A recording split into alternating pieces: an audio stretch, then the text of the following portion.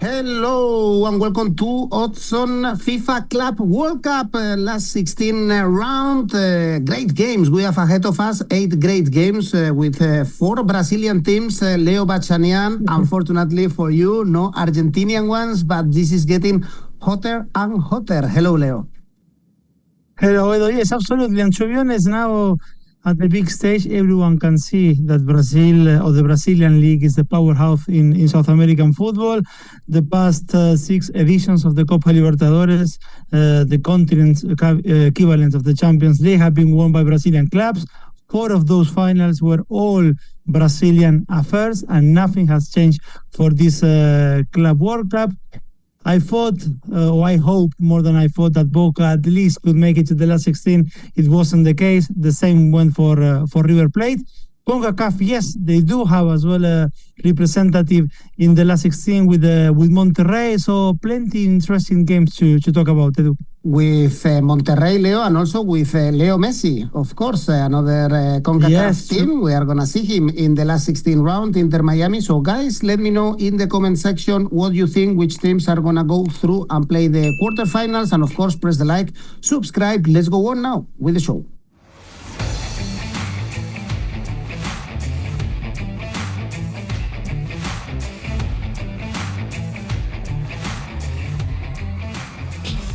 Well, Leo, the first game we have in this last 16 round is Palmeiras Botafogo, all Brazilian tie. You mentioned how powerful the Brasileirão has been in this FIFA Club World Cup, and the bookies place Palmeiras as favorites. Of course, they top their group with Inter Miami and Porto, but probably Botafogo has shown more in this tournament, going through in a very difficult group with PSG, with Atletico de Madrid, the biggest surprise or one of the biggest surprises of the tournament, beating PSG. And even in the last encounters between these two teams, the last one was a goalless draw back in March, but it's been a while without seeing Palmeiras beating Botafogo. The last time was that 3-4 with Hendrick scoring in November 2023. So it's been a while. Probably this is a very level one, and I don't know who are you backing, or if we should go for the outright market, since the odds are really high for this game. To be honest, Edu, if I would say, like, if anyone has plans and they are thinking, okay, I'm going to allow myself 90 minutes and then I'm going to do whatever I need to do, I would say, wait, allow yourself at least 120 minutes or a little bit more before you do things you would like to do, because I can see this game going all the way, Edu, to be honest, to extra time, probably to penalties. There are 2 teams who they know each other a lot. It's true, Palmeiras is 5 games without winning against Botafogo, and the last time was that amazing, incredible game in November 2023 when Botafogo was about to win the title. There were 14 points above Palmeiras, I remember, on that time, and Palmeiras ended up winning the Serie A. And in that game that they won 4-3 at halftime, Botafogo was 3-0 up, and Palmeiras ended winning up 4-3. Palmeiras won that Serie A in Brazil in 2023, and then in Botafogo finally won the title in the Brasileirão last year. They faced each other also in the Copa Libertadores, which gave Botafogo the ticket to participate in this Club World Cup. They faced each other in the last 16. Actually, and Botafogo, of course, advanced to the quarterfinals. It was 2-2 in Sao Paulo. Then they won 2-1 in Rio de Janeiro. But I'm mentioning that 2-2 because Palmeiras showed in that game in Sao Paulo against Botafogo something similar to what we have seen against Inter, for example, on match day 3. What I'm saying, that on that game, Botafogo was up 2-0. And Palmeiras equalized in the 86th and in the 90th minutes. In 4 or 5 minutes, boom, the score difference was gone for Botafogo. And the same happened with Inter Miami. They were 2-0 up, and in 4 or 5 minutes, Palmeiras managed to get back into the game. For Palmeiras, probably the match they wanted because they avoided PSG. For Botafogo is different. They would have liked, of course, to face Inter Miami instead. In the first half, or probably the first half an hour mostly with Atletico Madrid, Botafogo could have scored and they would have finished first in Group B. But then in the second half, Edu, they just defended a little bit too deep, I would say, for my liking, and that's why they lost the game. Botafogo unbeaten in the last 5, as I said, against Palmeiras. 𝐬𝐭𝐴 is the goal scorer with 2 goals so far in this Club World Cup for Botafogo, and he scored in both ties against Palmeiras last year in the Copa Libertadores, and he is 3.4 to score anytime. 𝐬𝐭𝐴, the one who's going to be playing for Nottingham Forest next season. This season already in the Brasileirão, they played and the score was 0-0. But they had like a combined shots of 26 shots on goal. So they could have scored either way. But if I need to point to a goals market in this one, I will still go to something similar. Goals under. Actually, the bookies are expecting that. Goals under 2.5 is trading at the moment as we speak, 1.5.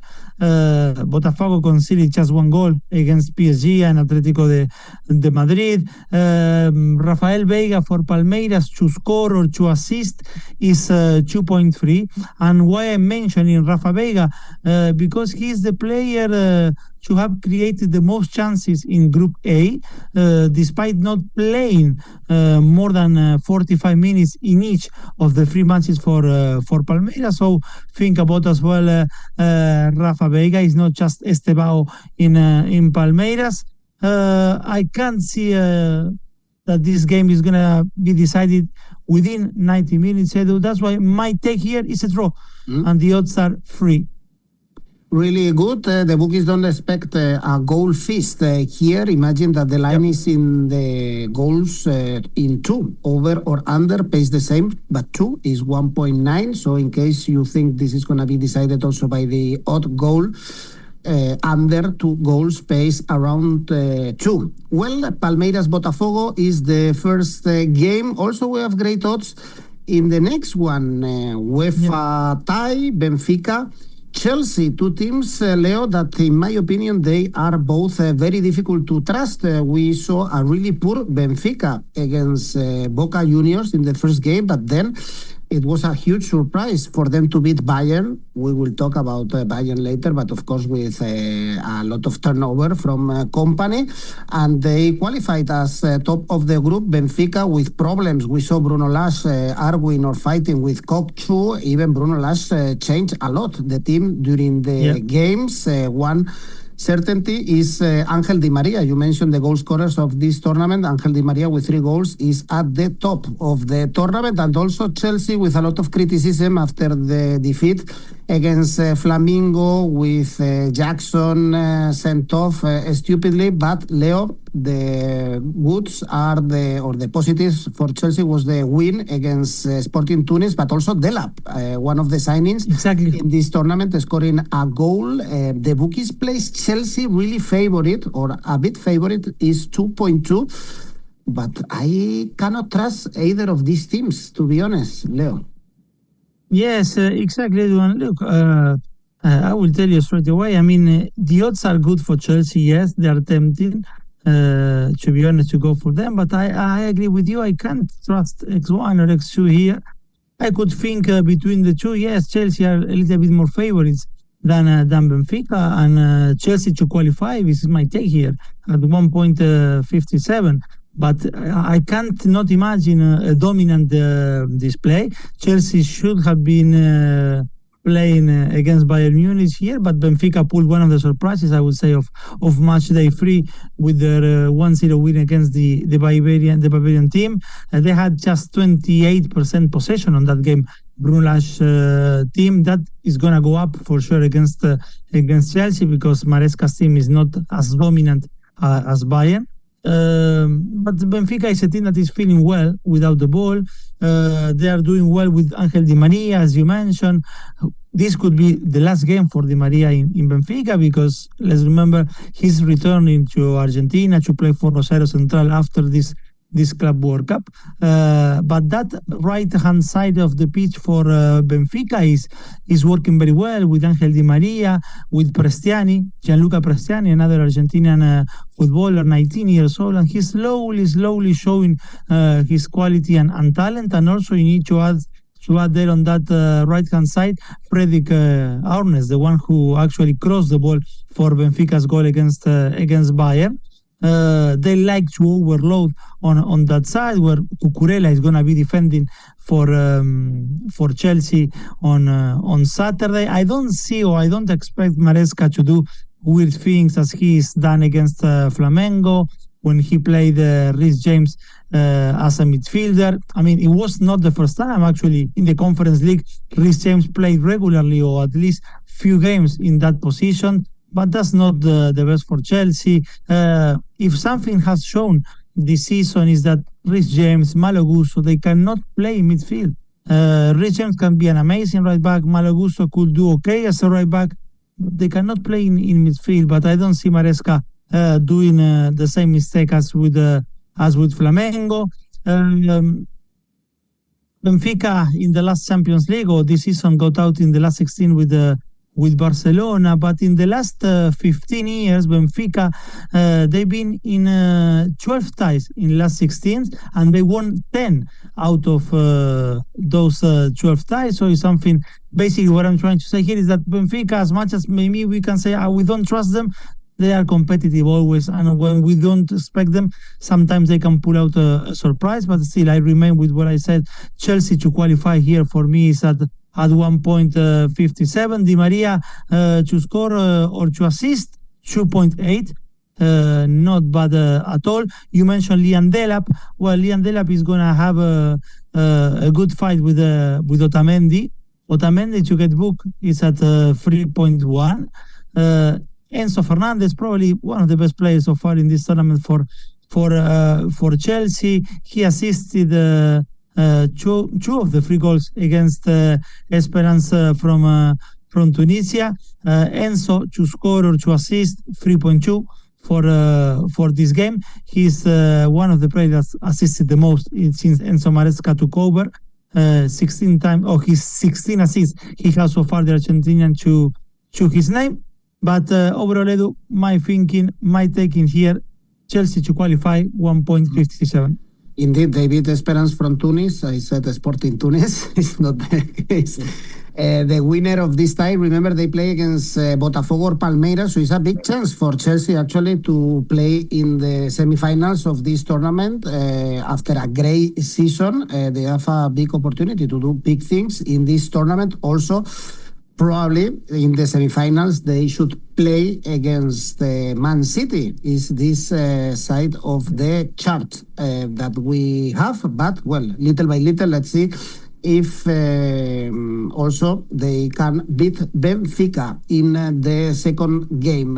Leo, we continue in this last 16 round. On Monday, we have PSG, Inter, Miami. The bookies tell us that this is the most one-sided tie in this last 16, even more than Man City, Al-Hilal. But Inter Miami have proven us wrong in this FIFA Club World Cup because they are doing great things. I think it's one of the big surprises of the tournament. They were not favorites at all to qualify, and they were also this close to top the group with Porto and Palmeiras. We saw Luis Suarez, the one that I criticized in the previous videos, scoring a beauty in the last game. And now the question is if they can put a fight at least against the PSG, because despite the defeat against Botafogo, Leo, I think PSG is, the bookies place them still as main favorites to win this tournament, and probably the most likely final for the tournament is Man City PSG. So, of course, PSG, super favorites here. Any chance for a surprise for Inter? Don't see it, Edu, and for me as well, PSG remains the candidate or the favorite to win the title in this first Club World Cup, let alone to pass to the quarterfinals against Inter Miami. I mean, if it happens, because we need to acknowledge at the end of the day that this is football, and we have seen craziest things. But if that happens, it will go down as one of the biggest upsets in the last probably 50 years of club football. That's for sure. Messi 3 years ago was 35 and led Argentina to the third star. Now he's 38. He turned 38 on the 24th of June. And the last 8 with Miami, it will be as huge as what he did in Qatar. But as much as I'm talking about Messi, the one who made me smile was Luis Suarez against Palmeiras. He drew back the years with the goal he scored. We talk about him last show. He may be looking out of pace many times, but the muscle memory, it seems, it looks still there for Lucho. I was impressed anyway with Inter Miami's performance against the 𝗀𝗲𝗏𝗀. Mascherano even recognized after the game that if someone had before the tournament would have told him that they were going to have this kind of performance against these kind of teams, he would have signed it straight away. It was not just Messi or Suarez. Last show I also spoke about 𝗀𝗏𝗀𝐻, and he was instrumental again, this time alongside 𝗪𝗏𝗪𝗀. It's something interesting because they both start on the wings in this 4-4-2 with Mascherano, but when Inter is in possession, Messi drops a little deeper, Allende makes runs forward to attack the hole created on the right hand side. 𝗀𝗏𝗀𝐻 likes to come inside to link up with Messi, and those forward runs with 𝗪𝗏𝗪𝗀 maybe something that Mascherano is going to be thinking, probably to hurt Nuno Mendes back. We will see, but probably Inter can fight or can compete for half an hour, for one half, but then to do it for 90 minutes against the quality of PSG is completely different. I can see anyway PSG players maybe being a little bit more tired than in other teams. You could tell as well by some stats. For example, PSG used to make direct runs on average like 5 a game, and in this Club World Cup they just averaging 1 direct run per game. So that tells you that they are suffering as well the heat, that the season is coming to an end. So it's something to take into account, but still it won't change that they are the super favorites. Plus Dembele should be back for Ousmane Dembele should be back for this one. Although he has been training with all week with his teammates. Dembele to score is anytime is 1.66 for this PSG Inter Miami. Looking for individual markets, something that looks quite good is Messi over 1.5 shots on target, 3.4 for the Argentinian. But again, yes, I can't see the miracle here. Might take PSG Asian handicap -2, odds of 2.01. Okay, so for you to win the bet, they have to win by a 3-goal margin. If they win by 2-goal margin, you get money back. The winner of this tie plays the winner of Flamengo, Bayern Munich, probably the most interesting tie for me in this last 16 round. Very unlucky, I must say, for Flamengo, topping their group ahead of Chelsea, and then having to face Bayern Munich.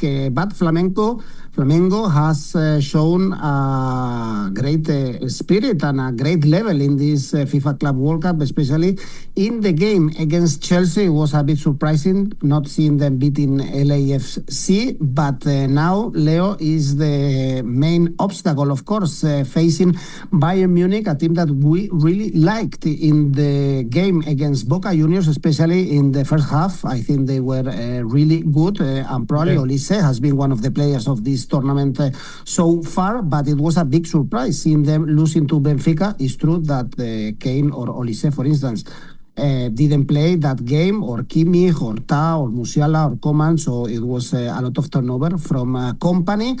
But the bookies again plays the European team really favorite, 1.7, probably too favorite. Again, the bookies are probably looking down at the Brazilian teams. Yes, Edu, I think it's a little bit too favorite for this tie, Bayern Munich. I'm not saying that Flamengo is going to go to the quarterfinals, but I was expecting deals to be a little bit more closer as they are at the moment.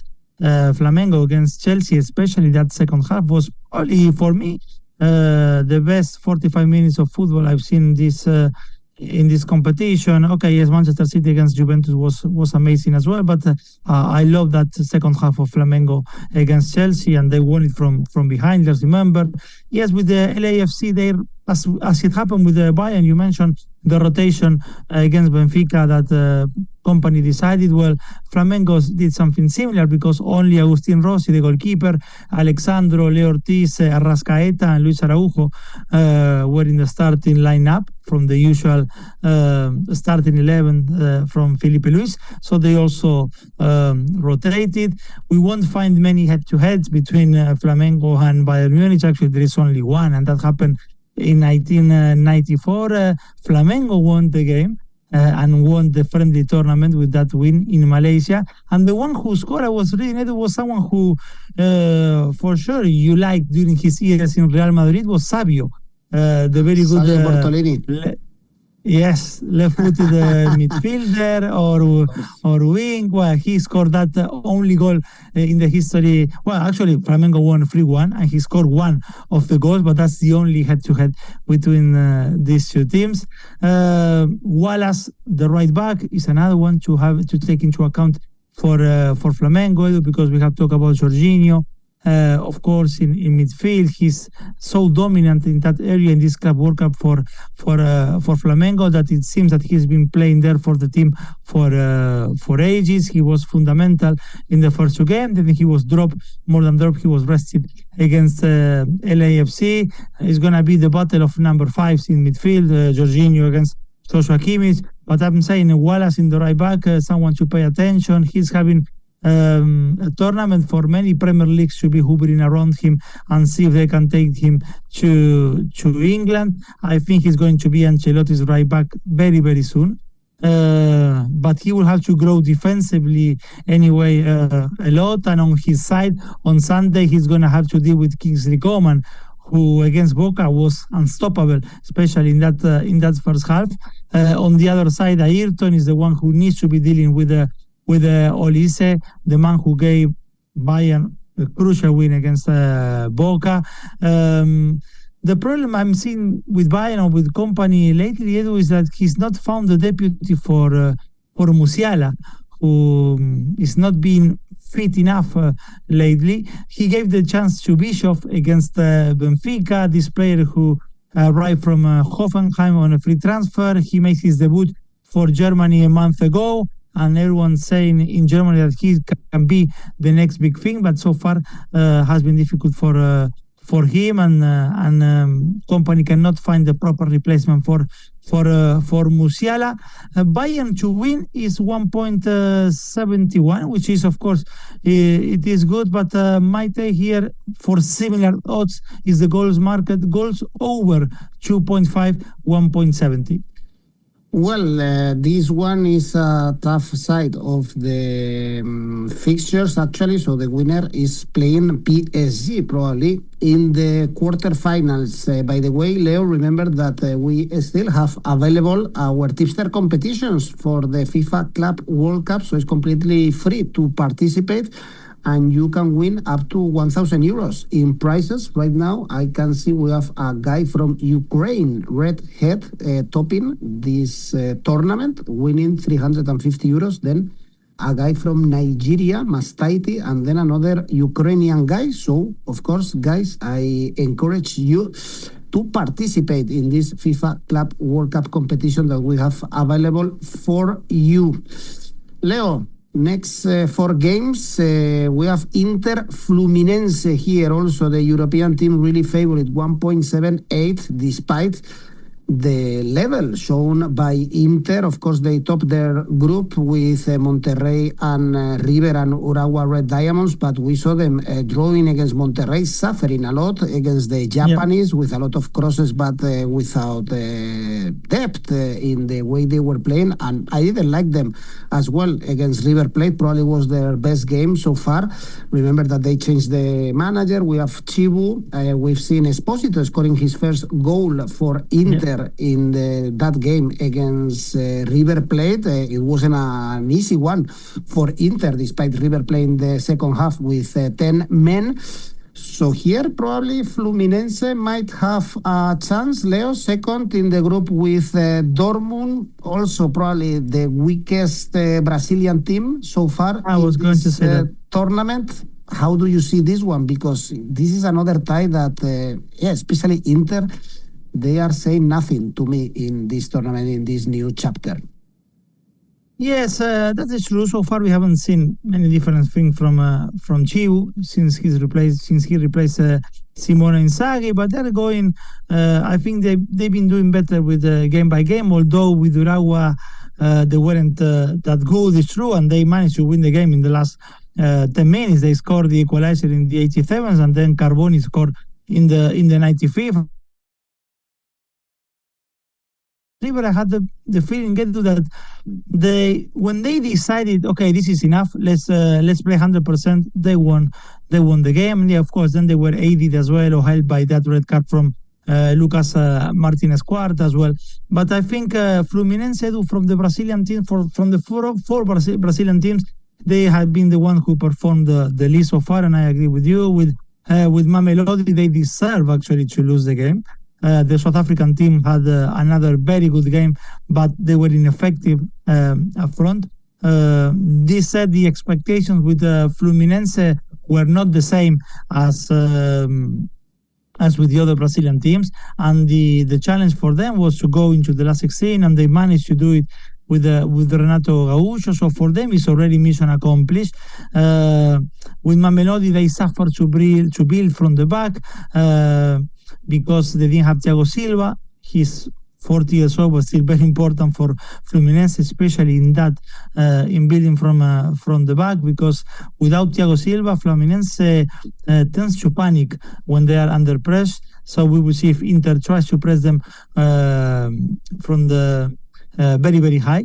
And for 𝐬𝐴, I think one of the most important takings, or the most positive ones, is that he has have a look into the future so far in the tournament, because you mentioned Francesco Esposito, who is 19. He scored his first goal for Inter. He was on loan in 𝐴 last season. He's the brother of Sebastiano Esposito, who was on loan in Empoli last season, and Sebastiano Esposito was in the starting lineup the first two games. So probably now will be the turn for Francisco Esposito to repeat his place in the starting 11 as he's done with River Plate. But then also you have Petar Susic, who arrived from Dinamo Zagreb 3 or 4 weeks ago. He's only 21, and he was the one providing the assist for Esposito to score the opener against River. Valentin Carboni, who is back after rupturing his ACL in October last year against Olympique Marseille. He scored the winning goal against 𝐸𝐴, and he could be like the Nico pass for Como, where that could be Valentin Carboni for Inter. He won the Copa America with Argentina. Let's not forget that. Scaloni trusts him a lot, and it's very good news that he's back. Also, then in midfield, it's a good news that Asllani is looking good in this Club World Cup. With Inzaghi, he didn't have much minutes, and when he had those minutes, he didn't take the chance. And so far, he's doing well, providing Nicolo Varela and Henrik Mkhitaryan a little bit more room to go forward. Then on the sides, we know the drill with Inter, Dumfries and Di Marco.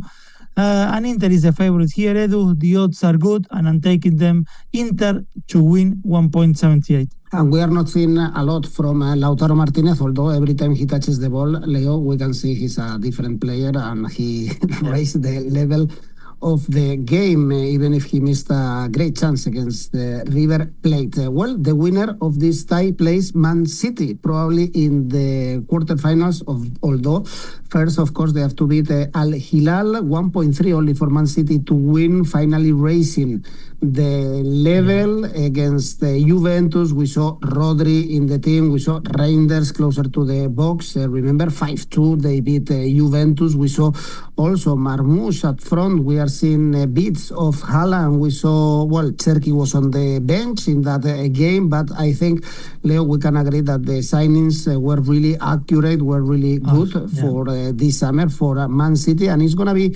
funny also, and it was a great success for Simone Inzaghi in his first games for Al-Hilal, qualifying for the last 16 round. Remember, Inzaghi Guardiola, they played the Champions League final 2 seasons ago. And we are going to see also Cancelo playing against Guardiola. I don't think they have a good relationship between them. No, it didn't tap well, that's for sure. Actually, on that time, Cancelo went on loan to Bayern Munich because he couldn't get along with Pep. And Barcelona, now they're gonna and Barcelona as well. And Barcelona. Oh, I forgot that. Yeah. Wow, first I deleted that part of Cancelo in Barcelona. But he's gonna be playing against his former team, and this city is starting to gel, Edu. I mean, it's early days, but the season prospect looks good. With Juventus, City played their best match in a very long time, as Guardiola said. And for the first time, I've seen a plan B in attack for City. All season was always moving the ball until we get it to a winger to play 1v1. But please don't ask the fullback to make runs in behind. Well, with Juventus, we had Doku playing mostly inside because Aït-Nouri was being the one who gave the team width on the left. Aït-Nouri, what a player. In another life, for sure, he was a futsal player, Edu. And he settled so quick. He has so much talent. That was a coup, to be honest. Aït-Nouri to get him from Wolverhampton for the money they paid. He got an assist yesterday. The same goes for Mateus Nunes on the right. He as well provided 1 assist. For the first time in 9 months, we saw Rodri starting again for City. He had Rangers next to him. And the Dutch player gives you the feeling, the impression that he has the legs that City lost last season when Rodri was out. Bernardo, as always, never drops his tenacity, and he's the captain now.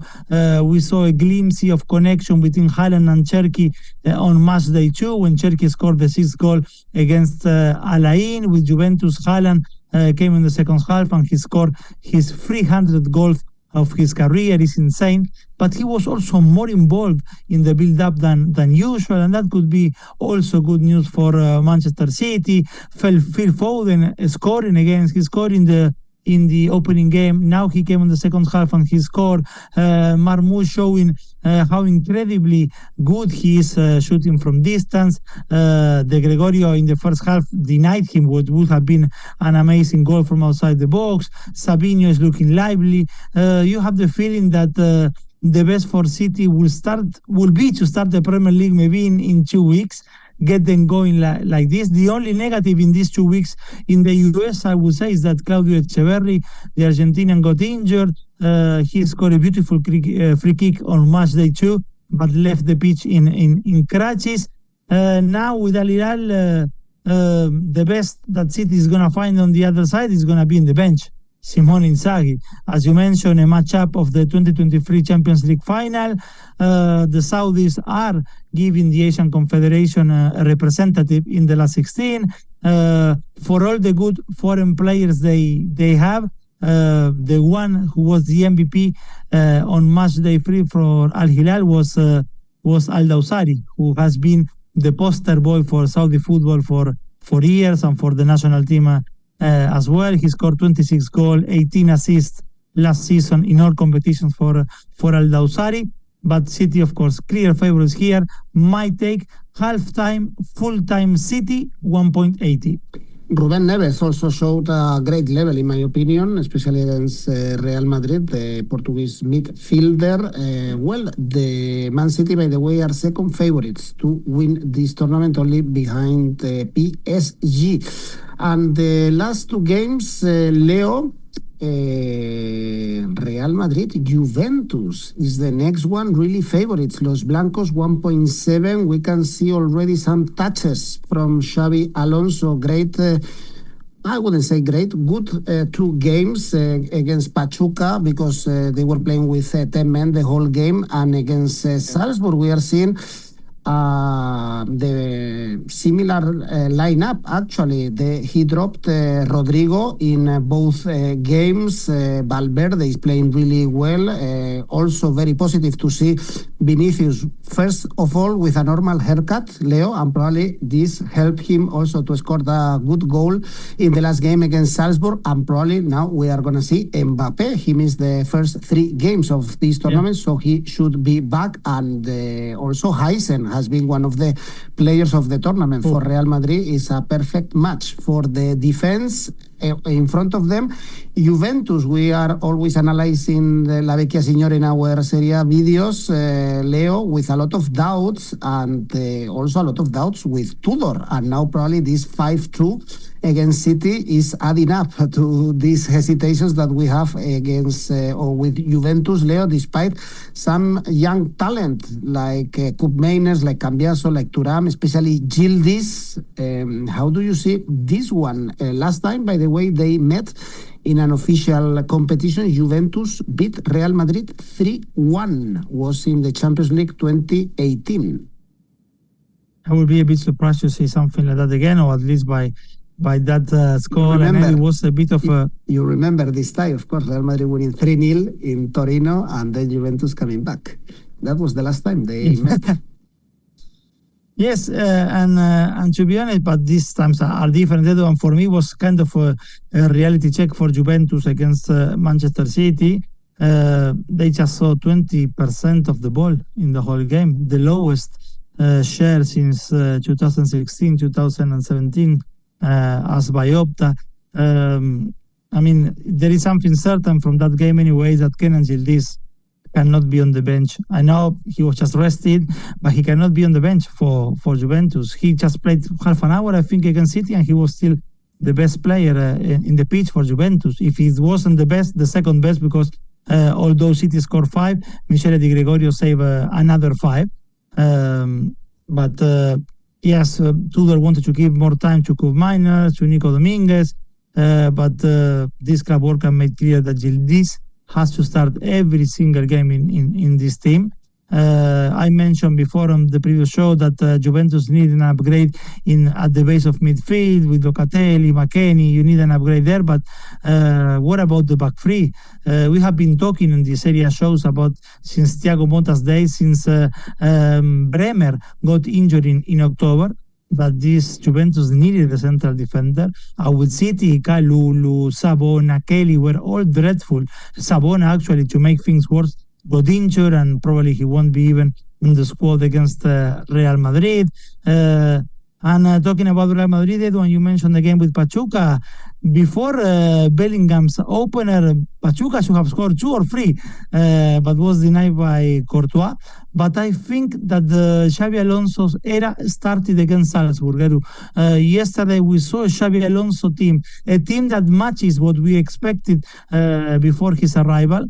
3 at the back, Rudiger, who replaced Asensio, who was suspended, and I think Rudiger is going to play against Juventus as well. So Rudiger, 𝐿𝐴𝐽, and 𝐿𝐴𝐽, 2 wing-backs this time, Trent Alexander-Arnold, Fran Garcia, Valverde at the base of midfield with Bellingham and Arda Güler in those half spaces to the right and to the left, Vini and Gonzalo Garcia front.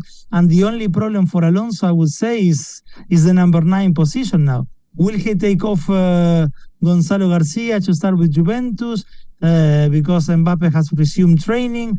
I think, to be honest, that Garcia is going to start the game, and Mbappe is going to come at some point in the second half. He scored a beautiful goal as well, Garcia, against Salzburg. The system with the 3 at the back, it really worked for Real Madrid. They press more aggressively, they move the ball quicker, they suffer less in defense. Then Vini and Bellingham seem to have regained some of their best form. Bellingham pass to Vinicius for the opener was great. Vini's pass for Valverde for the second one, doing a Guti pass like against La Coruña, was amazing from him. And then 𝐿𝐴𝐽 in defense, he's been incredible. I think the best player in this Club World Cup for Real Madrid has been the ex-Bournemouth and Roma player. And to be honest, he could be one of the greatest defenders in history by the time he retires, and he's only 20. A first big test, yes, for Xavi. We will see if the defeat against City changes the approach for Juventus, Edu. But Real Madrid won't be as dominant anyway as Manchester City for 90 minutes. Because against Salzburg, Madrid decided or opted to wait a little bit more in their own half to hurt Salzburg in transition. I expect goals here, Edu. And my take here is both teams to score, yes, combined with Real Madrid to qualify. These two together, 2.48.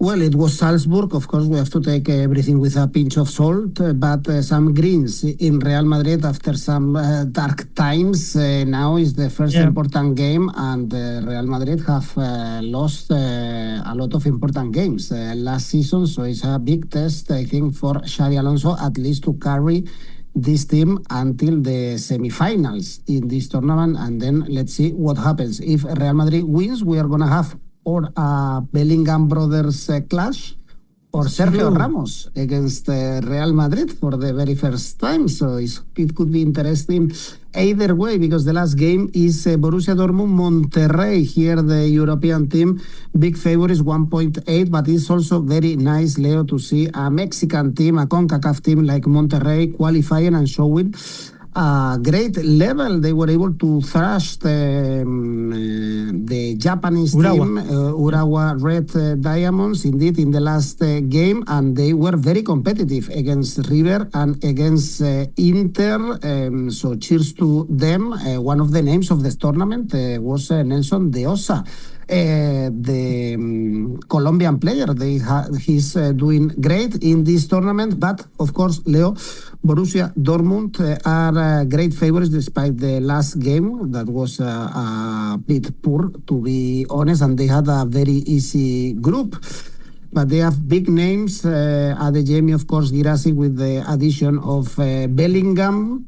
Do you trust this Dortmund? We are liking them, actually, since 𝐿𝐿𝐴𝐵𝐻 arrived to the team.